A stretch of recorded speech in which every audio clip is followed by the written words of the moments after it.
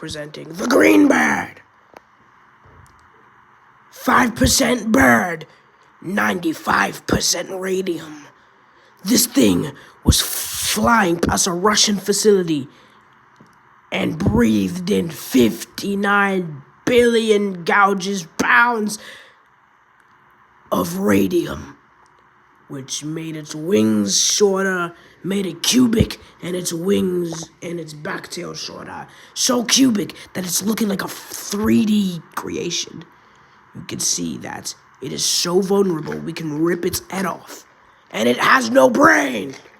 Just like that man who lost his bottom jaw from drinking radium water. Now, killing it, impossible! Someone find a cure and make this thing extinct! Please and thank you. Killing it is impossible. This is the radium bird.